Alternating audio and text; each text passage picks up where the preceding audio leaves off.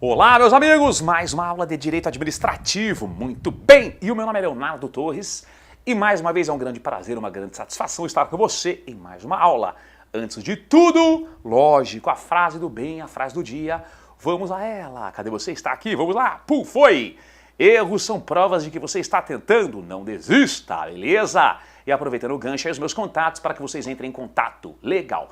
Gente, na aula passada estávamos aqui tratando, ninguém viu nada, estávamos tratando aqui começamos a tratar daquele tema tão importante aqui, gente, ó, estrutura da administração pública, né? Verificamos que a administração pública é dividida, num primeiro momento, aqui de forma vertical, a administração federal, estadual, municipal e distrital, e também temos a divisão horizontal da administração pública, administração direta e indireta, que pode ser observada em qualquer esfera. Então temos uma administração direta e indireta, federal, estadual, municipal e distrital.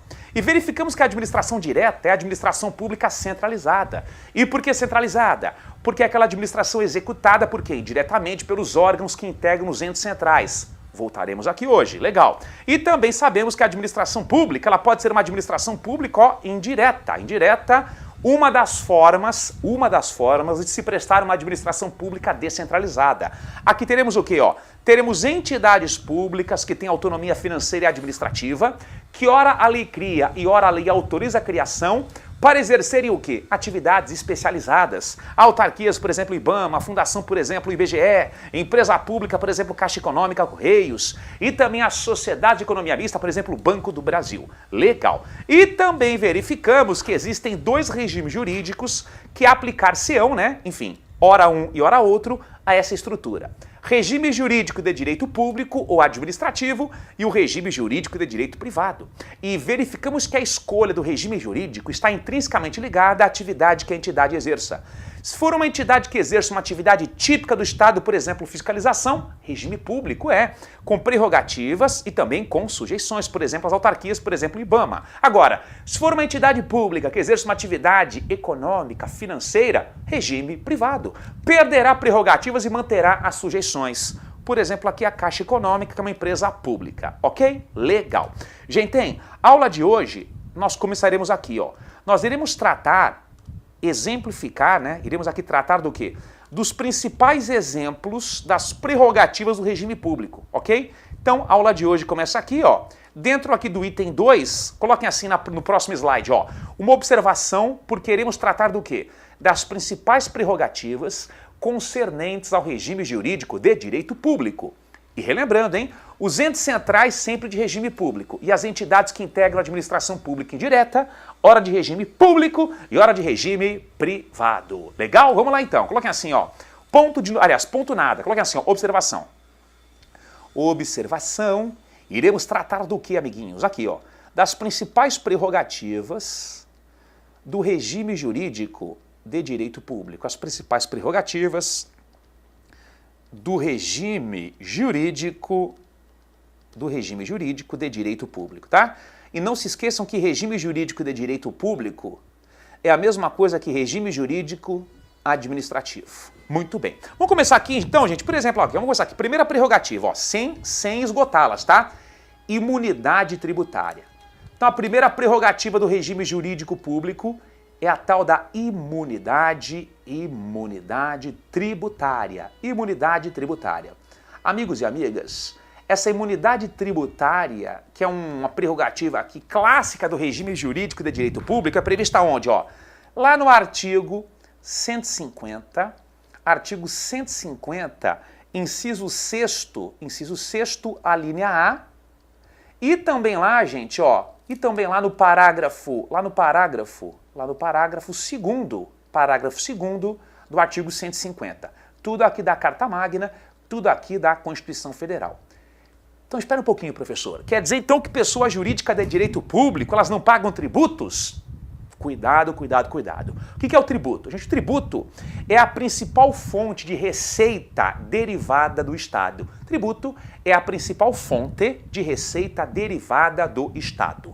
O tributo é uma invasão estatal em nosso patrimônio. O tributo é o Estado gentilmente metendo a mão em nosso bolso. O tributo é o sangue do Estado. Legal. Só que o tributo, essa invasão estatal em nosso patrimônio, é um gênero. nós temos várias categorias. Impostos são tributos. Taxas são tributos. Empréstimos compulsórios são tributos. Contribuições de melhoria são tributos. E as contribuições especiais são tributos. Impostos, taxas, empréstimos compulsórios, contribuições de melhoria e também o que, gente? As contribuições especiais. Atenção por quê? Quando a doutrina fala que pessoa jurídica de direito público tem a imunidade tributária naquelas, porque essa imunidade só alcança um tributo, os impostos.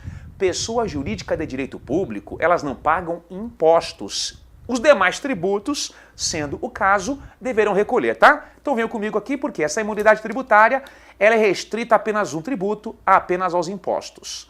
Então, por exemplo, ó, a União, gente, ela não paga impostos nem federais, nem estaduais, nem municipais. Legal.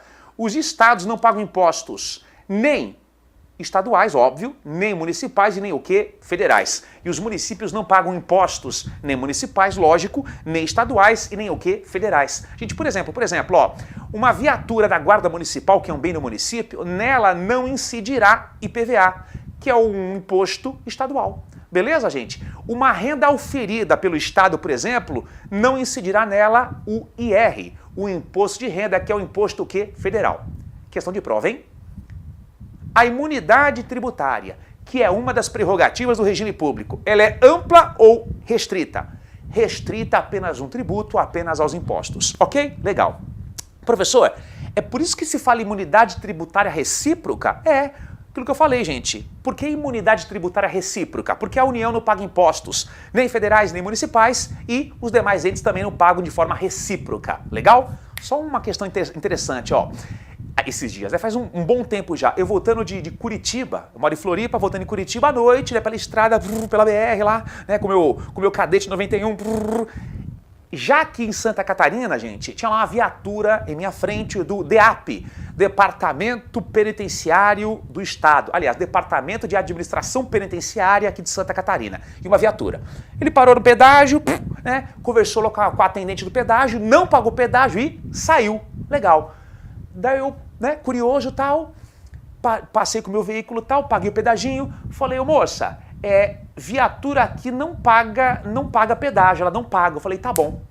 Pergunta, gente, o fato de uma viatura do DEAP, que na verdade é um bem público móvel do Estado, não pagar o pedágio, isso tem relação com essa imunidade tributária, que é uma das prerrogativas do regime público? Nananina não, gente, não tem nenhuma relação não, sabe por quê? Porque o que você paga no pedágio é a tarifa, nem tributo é, muito menos imposto. Na verdade, por que veículos oficiais, naquele contexto, eles não pagam a tarifa, que nem tributo é e muito menos imposto? Porque, na verdade, quando a União, né, que é o poder delegante, delega a concessão daquele trecho da BR para uma empresa concessionária, né, que vencer a licitação, uma das condições impostas no contrato de concessão é que a concessionária não cobre o preço público, não cobre a tarifa de viaturas oficiais, ok? Ali foi uma questão contratual imposta pelo poder delegante, que foi a União no caso, não tem nenhuma relação com a imunidade tributária. Tarifa não é tributo, muito menos imposto, tá? E na aula sobre serviços públicos eu explicarei tintim por tintim, né, item por item, a diferença entre tarifa, taxa, impostos e por aí vai, tá? Muito bem. Então é isso aí, tá, gente? Imunidade tributária recíproca, ela se restringe a impostos. Ok. Outra prerrogativa do regime jurídico de direito público. Outra prerrogativa do regime jurídico de direito público. Amigos e amigas, venham comigo aqui, ó. Lá no processo civil, as pessoas jurídicas de direito público também têm prerrogativas. Lá no processo civil, as pessoas jurídicas de direito público também têm prerrogativas. Por exemplo, aqui, gente, ó, primeira prerrogativa que a pessoa jurídica de direito público tem, prazo dilatado. No processo civil, a pessoa jurídica de direito público tem um prazo dilatado. Ou seja, pessoa jurídica de direito público tem mais prazo que nós, pessoas comuns, dilatado, para recorrer, para contestar num processo civil. Cuidado porque vocês sabem, gente, que o novo CPC, que o novo Código de Processo Civil, que foi lá sancionado em 2015, entrou em vigor em 2016, ele alterou algumas coisas, né? Novo CPC. De acordo com o antigo CPC, CPC Old, lá de 73, as pessoas jurídicas de direito público tinham prazo em quádruplo para contestar uma ação, para contestar o pedido, lá no começo, e tinham prazo em dobro para recorrer de uma sentença.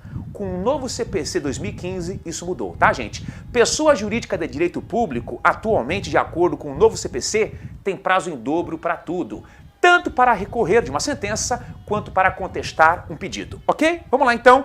Prazo processual dilatado, consoante lá, gente, o artigo 188, aliás, perdão, consoante o artigo 183 do New CPC, né? Do CPC de 2015. Tem prazo em dobro para tudo, tanto para recorrer quanto para contestar um pedido, ok? Legal. Outro ponto importante, custas processuais, elas só recolhem ao final. Custas processuais, quando for o caso, elas só recolhem ao final. Pessoa jurídica de direito público só recolhem custas processuais ao final do processo. Isso é uma prerrogativa, beleza? Consoante lá o artigo 91 do CPC New, né, de 2015. Legal, gente? Outra prerrogativa do regime jurídico de direito público no que tange lá, gente, o processo civil, ó. Multa da ação rescisória. Vamos colocar aqui, gente. Multa da ação rescisória. Rescisória, tá certo. Multa da ação rescisória. Gente, muito cuidado por quê? Vem comigo aqui, ó. Lá no artigo 968, parágrafo 1º do New CPC. Multa da ação rescisória e um X. Não entendi nada, vou explicar. Gente, vamos lá. O que é uma ação rescisória? Ação rescisória é uma ação judicial que é proposta, que é interposta para quê, gente? Para desconstituir uma sentença judicial definitiva, transitada em julgado. É uma ação que é proposta para que você desconstitua, para que o Poder Judiciário, gente, desconstitua uma sentença judicial transitada em julgado. Imaginemos que aquele magistrado, ele tenha sido corrompido e ele recebeu valores vultosos para favorecer o réu no processo. Gente, uma sentença nula, ok? E aquela sentença, ela transitou em julgado. O autor da ação descobre isso e tem provas robustas para comprovar que o juiz ele foi corrompido e, consequentemente, a sentença é nula, ok? Legal. Ele tem que propor uma outra ação que se chama o quê? Ação rescisória, ok? Para que o próprio Poder Judiciário desconstitua a sentença nula, ok? Só que a própria lei processual, gente, para evitar que sejam propostas ações rescisórias à torta e à direita, ou seja, só irá propô-la se você tiver certeza, né, provas robustas, para que evite-se lá, gente, uma afronta à segurança jurídica, a própria lei processual fala assim, ó, uma condição para que você proponha ação rescisória é recolher 5% do valor da causa. Se você perder a ação rescisória, esse valor ele vai para outra parte. Se for procedente, você recolhe esse valor novamente. Então, calma lá. Uma condição para que eu possa propor uma ação rescisória é o quê, gente? Pagar 5% de multa para que eu possa propô-la. Se for uma ação improcedente, esse valor se reverterá para outra parte. Se for uma ação rescisória procedente, esse valor 5% da causa, ele fica para mim. Beleza? Legal. Pessoa jurídica de direito público, elas não precisam pagar a multa de 5%, consoante lá o valor da causa, para propor ação rescisória. Pessoa jurídica de direito público está isenta de pagar o quê, gente? 5% do valor da causa para propor ação rescisória. Muito bem. Gente, aliás, isso aqui tem que vir aqui, né, gente? Porque a multa da ação rescisória, essa isenção, né, no que tange o pagamento aqui da multa da ação rescisória, também tem relação com o processo civil. Gente, e dentre outras prerrogativas do processo civil, comentei algumas aqui, tá? Outra prerrogativa das pessoas jurídicas de direito público. Gente, os bens são públicos. Os bens das pessoas jurídicas de direito público são bens públicos. Professor, qual que é a vantagem de um bem ser tido como público? Gente, os bens públicos são blindados, Tanto que os bens públicos são o quê, ó? Impenhoráveis. Os bens públicos são impenhoráveis. Professor, o que é a penhora mesmo? Já penhora é a garantia na ação de execução. Penhora é a garantia na ação de execução. Os bens públicos são impenhoráveis. Então, por exemplo, propus uma ação contra o município. Yes! Aquela sentença transita em julgado. Será que eu posso, por exemplo, indicar uma viatura do SAMU a penhora? Não, gente. Os bens públicos são impenhoráveis. Não serão dados como garantias em juízo. Ok? Legal. Mas, professor, como que eu, credor, então, satisfaço o meu crédito contra o Estado? Gente, já que os bens públicos são impenhoráveis, não serão levados à penhora, o Estado, a Fazenda Pública, está sujeita a uma forma especial de execução, regime de precatórios. Vamos lá, gente, ó. Já que os bens públicos são impenhoráveis, o artigo 100 da Constituição Federal, ele vai tratar do regime de precatórios. O que seriam precatórios mesmo? Gente, na verdade, o regime de precatórios é uma forma especial de execução contra o Estado, já que os bens públicos são impenhoráveis. É um título que vai legitimá-lo como credor do Estado. Beleza? Muito bem. Olha que bacaninha. A Constituição fala assim: se o ente devedor, por exemplo, o município, emite o precatório até o dia 1º de julho do ano, ele deverá pagá-lo até o dia 31 de dezembro do ano seguinte. Se o ente devedor emite o precatório é um título que vai me legitimar como credor do Estado. Se o ente devedor, por exemplo, o Estado, o município, enfim, emite o precatório, que obedece lá uma ordem cronológica, até o dia 1º de julho do ano, a Constituição prevê que ele deverá quitá-lo até o dia 31/12 do ano seguinte. Mas, professor, que rápido, é assim mesmo?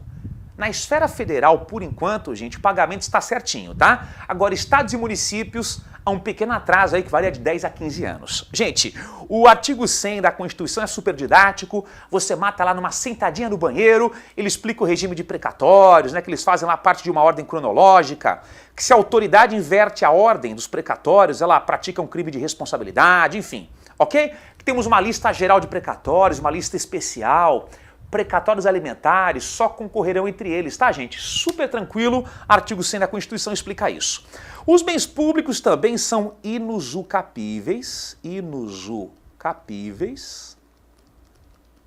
Mesma coisa que imprescritíveis. Os bens públicos são inusucapíveis ou imprescritíveis. Como assim, professor? Inusucapível? Mesma coisa que imprescritível? Gente. O que é usucapião? Inusucapíveis ou imprescritíveis. Gente, a usucapião, isso aqui consta, ó, lá no artigo 191, artigo 91, PU, tá? Parágrafo único da Constituição. Artigo 191, parágrafo único da Constituição.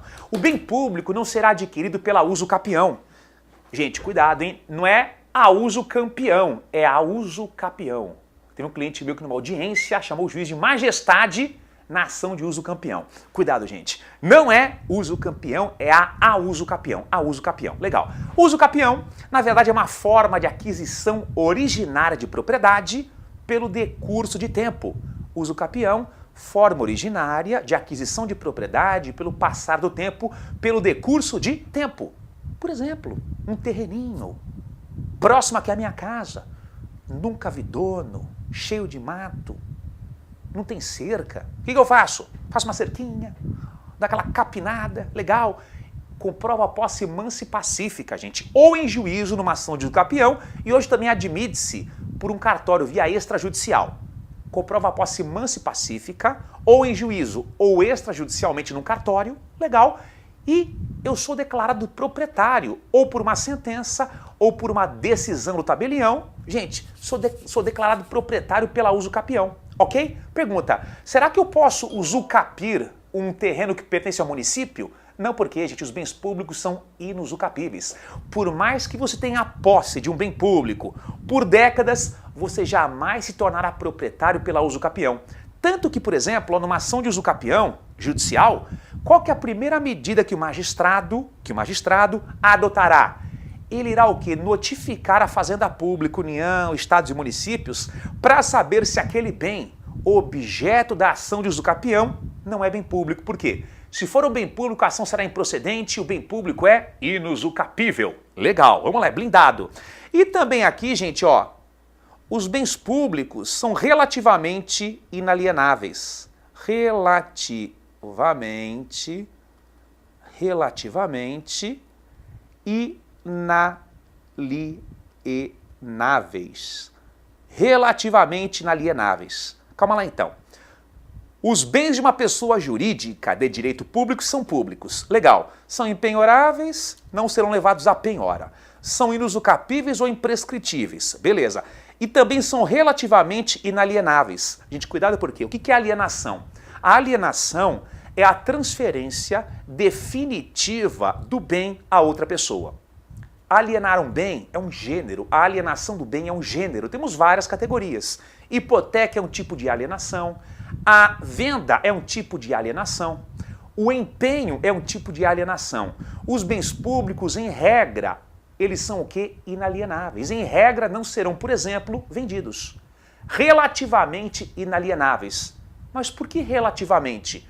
Porque existem exceções em que a própria legislação, que a própria lei admite que a administração pública aliene um bem público. Por exemplo, venda um bem público. Mas calma lá, professor. Para que a administração pública aliene um bem público pela via da exceção, existem requisitos? Lógico. Por exemplo, ó, se for um bem público móvel, para que a administração possa aliená-lo, e isso é uma exceção, avaliação prévia. Mas o que, gente? Desafetação. Mas o que? Licitação prévia. Tem que ser um bem público móvel, inservível, imprestável. Se for um bem público imóvel, avaliação prévia, desafetação. Mas o que, gente? Licitação, lei autorizando. Então, em regra, o bem público é inalienável, excepcionalmente, desde que a administração cumpra os requisitos legais, ela poderá aliená-lo, ok? Legal. Gente, tem, ó, comentei aqui algumas prerrogativas, tá? Sem esgotá-las, colocar assim, etc, etc. Ou seja, a partir de agora, você viu em prova assim, ó, pessoa jurídica de direito público, ela terá todas estas prerrogativas. Pessoa jurídica de direito privado, perderá as prerrogativas. Então o que as bancas perguntam assim? Ô candidato, me diga uma coisa, os bens de uma autarquia são P ou impenhoráveis? Ô candidato, uma fundação pública cuja criação foi autorizada por lei, uma fundação pública cuja criação foi autorizada por lei, ela tem prazo processual dilatado? Ô candidato, os bens de uma empresa pública que exerce uma atividade econômica, por exemplo a Caixa Econômica, eles são uso ou inusucapíveis? Candidato, me diga uma coisa, os bens de uma economia mista que prestem um serviço público são prescritíveis ou imprescritíveis? Não se assustem, não se assustem. Qual que é o primeiro passo? Memorizar tais prerrogativas e saber que são do regime público, ok? Legal. E depois você memorizará o quê? Qual entidade pública é de regime público, tem tudo isso, e qual entidade pública de regime privado perderá tudo isso, ok? Passo a passo, vamos com calma, ok? Muito bem. Vamos lá então, vem comigo aqui, gente, ó. Dentro do item 2, divisão horizontal da administração pública, vamos aqui deixar linkado para a próxima aula o item 2.1. Não vou nem começar o item 2.1 porque, gente, né, é um item longo, não faz sentido aqui eu começar agora. Então, só vou deixar linkado aqui o item 2.1. Nós iremos tratar na próxima aula, com muito mais minúcia, da administração pública direta. Da administração pública direta, que você sabe que é a administração pública centralizada. E por que é uma administração pública centralizada, professor? Porque a administração pública que será o quê, gente? Ó, diretamente executada por quem? Pelos órgãos públicos que integram os entes centrais, tá? Então vamos colocar aqui, ó. Por que se afirma que é uma administração pública centralizada, direta? Porque ela será diretamente executada por quem? Pelos órgãos públicos que integram lá os entes centrais. Beleza? E só para deixar o seu manual caseiro bem completinho, gente, bem completinho, a administração pública direta, nós sabemos, né? Ela é prevista aqui, gente, lá no decreto-lei, 267, que representou a segunda grande reforma na administração pública federal, legal, e também, gente, tem fundamentação aqui, ó, lá no artigo 1º, parágrafo 2º, inciso 1, da Lei 9784 de 99. Que lei que é essa aqui, gente? É a lei do PAF, né? É a lei que rege o processo administrativo federal. Lei 9784 de 99, que nós sabemos que é a lei que rege o processo administrativo federal, tá? E na próxima aula iremos tratar com muito mais detalhes e minúcias da administração pública direta. Paro por aqui, beijo no coração, namastê, muita paz e até a próxima aula. Um forte abraço e até lá, valeu!